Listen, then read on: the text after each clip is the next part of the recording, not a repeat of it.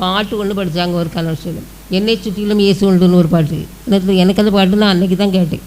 அப்போது நான் நினச்சேன், என்னை சுற்றிலும் இயேசு உண்டுன்னா இங்கே மேலெல்லாம் எப்படி இருந்தார் இயேசு அப்படின்னு சொல்லி பார்த்தேன். அப்போது அதுக்கான வசனங்களை நான் ஆராயும் பொழுது பாருங்கள்,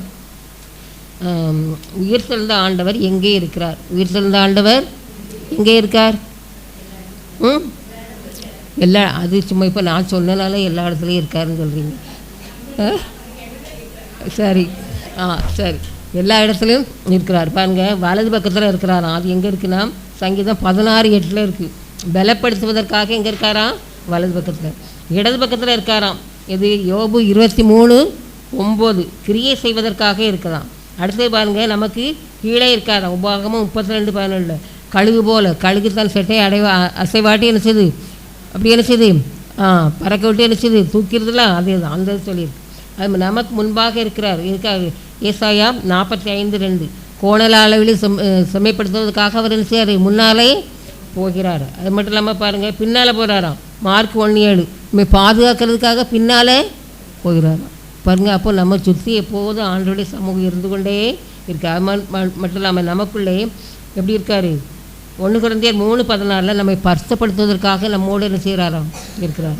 அது மட்டும் இல்லாமல் நம்மோடு இருக்கிறார்.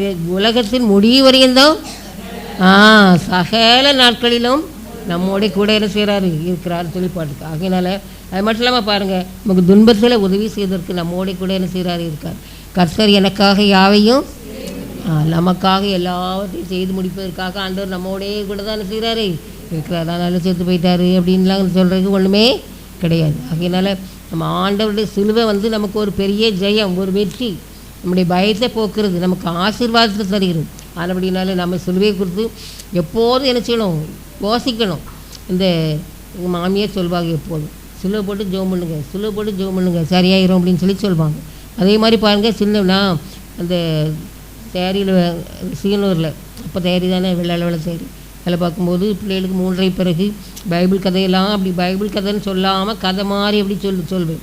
அப்போது நல்லா ஜெபம் பண்ணால், இயேசுப்பாட்ட ஜெபம் பண்ணால் எந்த வியாதினாலும் சரியாயிரும் அப்படி இப்படின்னு சொன்னேன்.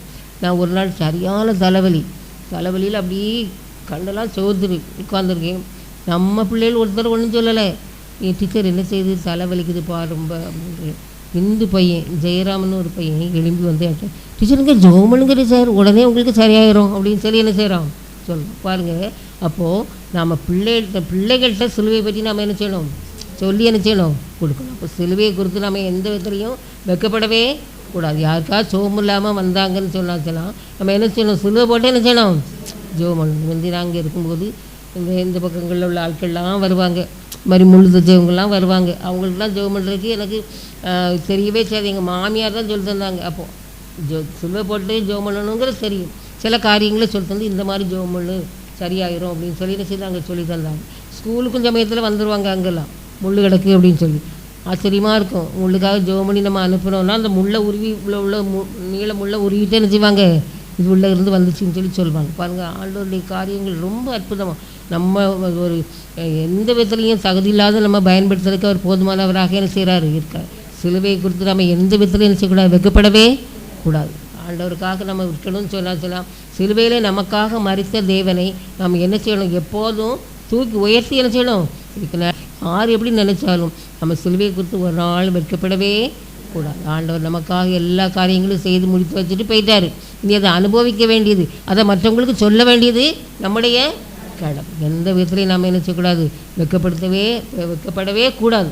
நம்முடைய பிள்ளைகளுக்கும் நம்ம என்ன செய்யணும், சொல்லி கொடுக்கணும். நாம் சின்ன பிள்ளையில எங்கேயாவது போனால் ரொம்ப பயமாக இருந்துச்சுன்னு சொன்னால் எங்கள் அம்மா சொல்லுவாங்க, சிலுவை போட்டுக்கிறது சொல்லுவாங்க. இன்றைக்கும் பிள்ளைகள் பாருங்கள், இப்போ ஸ்கூலுக்கு போகும்போது பிள்ளைகள் என்ன செய்யுது, ஜெபம் பண்ணி தானே செய்கிறாங்க, போகிறாங்க. சிலுவை அது மாதிரி எங்கள் அப்பா யார் போனாலும், எங்கள் ரோஸ் அப்பா யார் போனாலும் சிலுவை என்ன செய்வாங்க, போடுவாங்க. கடைசி நேரத்தில் ஹாஸ்பிட்டலில் பெல் ஹாஸ்பிட்டலில் வச்சுருக்கு வரும் நேர்ஸமாக இருக்கலாம், சிலுவை போட்டு என்ன செய்கிறாங்களாம் அனுப்புனாங்களா. அவங்களுக்கா ரொம்ப சந்தோஷம். அந்த தாத்தா எங்களுக்கெல்லாம் நாங்கள் மாத்திரை கொடுக்க போகிறோம், எங்களுக்கு சிலுவை என்ன செய்தாங்க, போட்டாங்க அப்படின்னு சொல்லி. அப்போ சிலுவையில் ஒரு ஆசீர்வாதம் நமக்கு என்ன செய்யுது. அதனால யாருக்குனாலும் செய்யலாம், சும்மா சிலுவையை போட்டு என்ன செய்யுங்க, விட்டுருங்க. ஆண்டவர் கையில் பொறுப்பை என்ன செய்யணும், விட்டுருங்க. ஆண்டவர் பார்த்துருவோம். அதனால் சிலுவையை குறித்து எல்லாமே வேறென்று குறித்து நம்ம என்ன செய்யக்கூடாது, மேன்மை பாராட்டவே கூடாது. சில ரதங்களை குறித்தும் குற்றங்களை குறித்து மேன்மை பாராட்டணும். நம்ம என்ன செய்யணும்? எது? அவருடைய நாமத்துக்கு குறித்து தான் நம்ம என்ன செய்யணும்? மேன்மை பாராட்டணும்.